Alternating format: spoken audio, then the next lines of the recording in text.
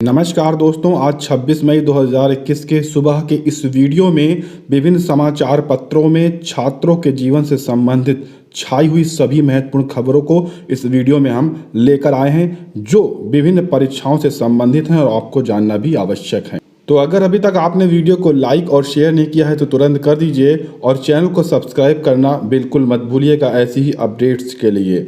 कल शाम तक 50,000 से अधिक पदों के लिए जो भर्ती का प्रस्ताव है वो जारी कर दिया गया, लेकिन पूरी तरह से जो रिक्तियां हैं उनको स्पष्ट नहीं किया गया। यह विज्ञापन यूपी SSSC PET पात्रता परीक्षा के तहत जारी किए गए हैं। यूपी SSSC ने कहा है कि अर्हता परीक्षा आयोग के दायरे में आने वाले सभी पदों के लिए यह परीक्षा अनिवार्य है, जिसकी वैधता केवल 1 साल की होगी। जिस दिन इसका जो ऑफिशियल रिजल्ट है ऑफिशियल वेबसाइट पर अपलोड किया जाएगा, उस दिन से 1 साल तक केवल यह रिजल्ट वैलिड रहेगा। इसके बाद अगर कोई भर्ती आती है और आपका रिजल्ट एक्सपायर होता है तो आप उसमें आवेदन नहीं कर पाएंगे। इन शुल्कों के साथ आप इसके लिए ऑनलाइन आवेदन कर सकते हैं। आवेदन की जो प्रक्रिया है वो शुरू कर दी गई है। 50,000 के लिए यह अर्हता परीक्षा कराई जा रही है, लेकिन इसमें बहुत सारी खामियां हैं। सबसे पहले कौन कौन से पद आएंगे, किस पद की कितनी संख्या होगी, ये सब चीज़ों पर कोई स्पष्टीकरण नहीं दिया गया है। आयोग ने इस प्रस्तावों की खामियों को सुधार कराने की जो कार्यवाही है वो लंबे समय से करता रहा, लेकिन इसके बावजूद कोई चीज़ विज्ञापन में स्पष्ट नहीं किया गया। बस PET का विज्ञापन जारी किया गया है, आवेदन करिए, प्रक्रिया पूरी होने में 1 साल लग जाएगा। ये क्या होगा आगे, कोई चीज़ें स्पष्ट नहीं है। इस आयोग में आने वाली संबंधित भर्तियों का विज्ञापन कब आएगा, इसकी भी कोई स्पष्टता यहाँ पर नहीं दिखाई गई है। इस संबंध में चेयरमैन प्रवीण कुमार का कहना है कि PET आयोग के दायरे में आने वाले सभी पदों के लिए कराई जा रही है। मुख्य परीक्षा अलग अलग विभागों के संगत पदों के लिए अलग से होगी, तभी संबंधित पदों व रिक्तियों का ब्यौरा दिया जाएगा। उन्होंने बताया कि द्विस्तरीय परीक्षा प्रणाली केवल भविष्य में विज्ञापित किए जाने वाले पदों के लिए ही मान्य होगी, यानी कि जो पहले से प्रक्रिया चल रही है उनमें किसी भी प्रकार की इसको पर कोई भी जोर नहीं रहेगा, वो वैसे ही रहेंगे। अब जो विज्ञापन आएंगे उसके लिए PET मान्य होगा। जो पद पूर्व में विज्ञापित हो चुके हैं उनके सापेक्ष चयन की कार्यवाही संबंधित विज्ञापन में दी गई प्रक्रिया के अनुसार ही होगी। आयोग ने PET के लिए पाठ्यक्रम व परीक्षा का योजना 20 फरवरी को आयोग की ऑफिशियल वेबसाइट पर उपलब्ध पहले से ही करा दिया था। अब यहाँ पर देखिए, जो मुख्य परीक्षा के लिए प्री का स्कोर आपको बनेगा, उस स्कोर के आधार पर मान लीजिए अधीनस्थ सेवा चयन आयोग दायरे में ग्रेड पे 1900 या इससे अधिक ग्रेड पे 4600 से कम के सीधी भर्ती के समस्त पद इसमें आएंगे। आयोग प्रारंभिक परीक्षा में प्राप्त अंक, याद रखिए, प्राप्त अंक स्कोर अंक अभ्यर्थियों को बता देगा।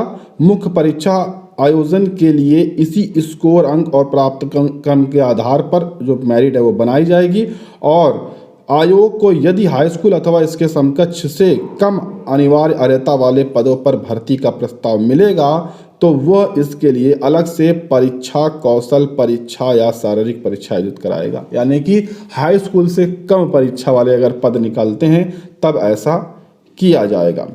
अब इस वर्ष अभी 8 भर्तियों की परीक्षा है जिसका अभ्यर्थी लगातार इंतजार कर रहे हैं, वो होंगी। अत्यधिक अगर आवेदन आ जाते हैं PET में तो 2 शिफ्ट में इसकी परीक्षा कराई जा सकती है, यानी कि इस प्रक्रिया को पूरा होने में काफ़ी लंबे समय लगने वाला है। उसके बाद कहीं आपको इसके तहत जो विभिन्न आयोगों की भर्तियां हैं वो देखने को मिल सकती हैं।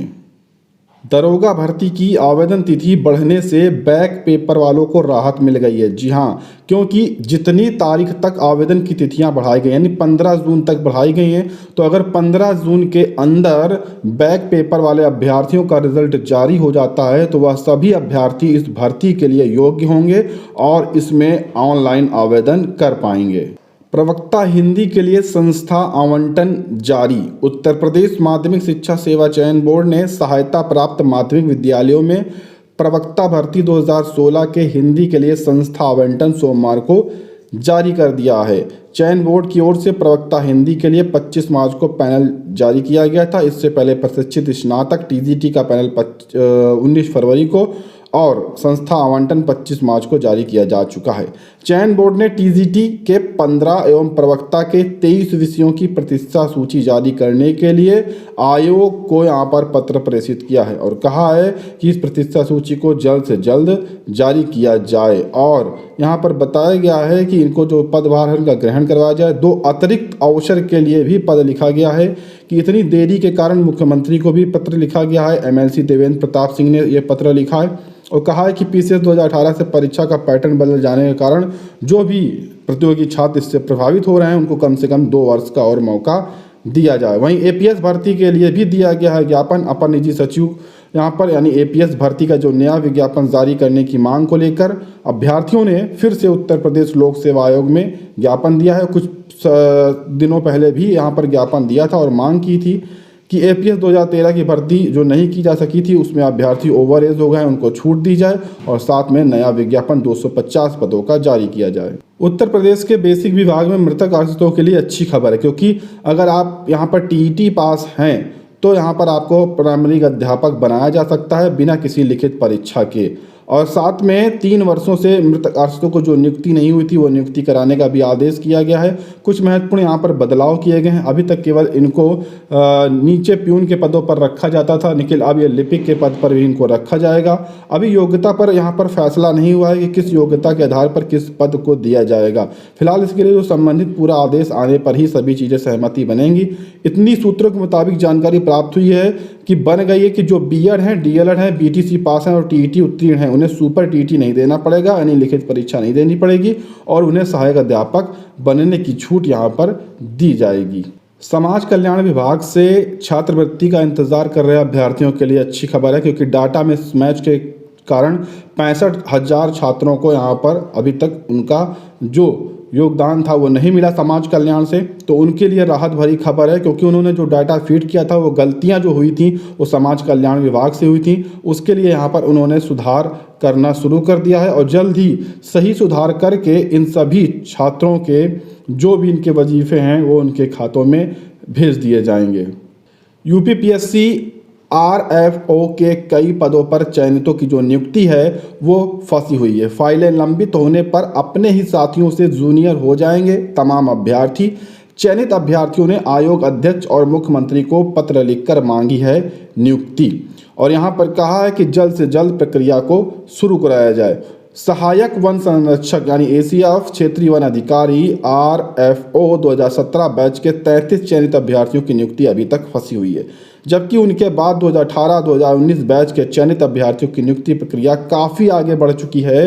अगर फाइलें लंबित पड़ी रहीं तो वे 2017 बैच संबंधित चयनित अभ्यर्थियों जो भी मुकाबले जूनियर हो जाएंगे।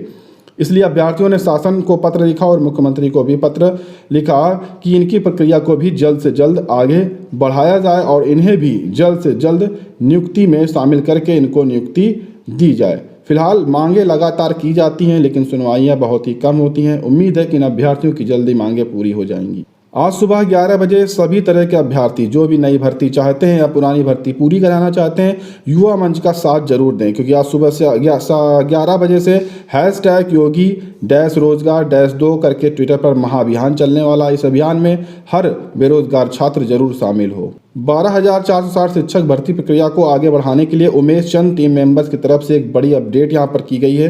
उन्होंने कहा है कि 20 से 30 सेकंड का भर्ती से संबंधित एक वीडियो आप लोग बनाइए और इस वीडियो को बनाकर आज के आज इस व्हाट्सएप नंबर पर भेजिए। ये व्हाट्सएप नंबर उमेश चंद जी का है। इस नंबर पर स्क्रीनशॉट ले लीजिए और ज़्यादा से ज़्यादा अपने वीडियोज़ बनाकर व्हाट्सएप करिए, क्योंकि आज शाम 5 बजे लगभग कुछ महत्वपूर्ण सूचना आपको देखने को मिल सकती है इस भर्ती से संबंधित।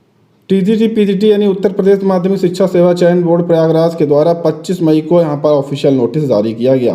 पहला नोटिस है उत्तर प्रदेश माध्यमिक शिक्षा सेवा चयन बोर्ड। यहाँ पर उनके अनुसार प्रवक्ता हिंदी बालक एवं बालिका वर्ग विषय का जो पैनल है 25 मार्च 2021 को बोर्ड द्वारा घोषित किया गया था। इस पैनल में अंकित अभ्यर्थियों को उत्तर प्रदेश माध्यमिक शिक्षा चयन बोर्ड नियमावली के अनुसार आवंटित संस्थानों के नामों सहित सूची बोर्ड द्वारा आज दिनांक यानी कि 25 मई को जारी कर दिया गया है, जो कि इस ऑफिशियल वेबसाइट पर वो देख सकते हैं अपने इस परिणाम को।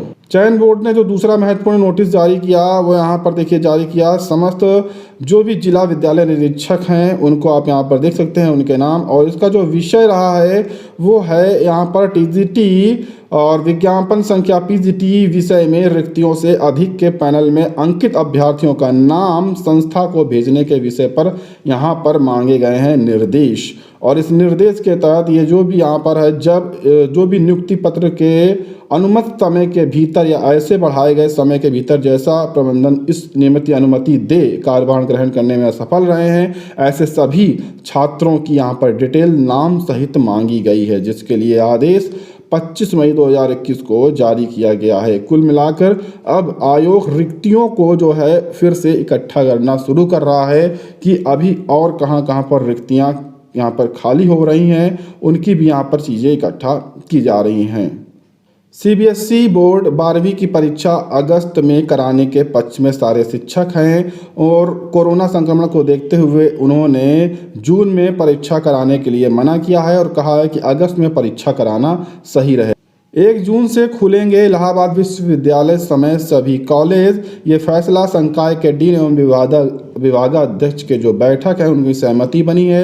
उम्मीद है कि जल्द से जल्द ये विद्यालय और जो भी कॉलेज है खुलेंगे और सभी छात्रों की पढ़ाइयाँ पुनः शुरू हो जाएंगी। सीबीएसई 12वीं बोर्ड की परीक्षा की तैयारी। ओएमआर सीट पर वैकल्पिक छोटे प्रश्नों का विकल्प संभव यहाँ पर हो सकता है, यानी कि ओएमआर सीट पर इस बार 12वीं के छात्रों को परीक्षा देनी होगी और वैकल्पिक प्रश्न देखने को मिलेंगे। और यह जो पाठ्यक्रम है वो लगभग तैयार होने की उम्मीद है। अंतिम सहमति बनते ही ये प्रक्रिया शुरू कर दी जाएगी और अभ्यर्थियों को इसका लाभ भी मिलेगा। आज की ये महत्वपूर्ण सूचनाएं थी। उम्मीद आपको पसंद आई होंगी। ऐसी सूचनाओं के लिए चैनल को सब्सक्राइब भी करें।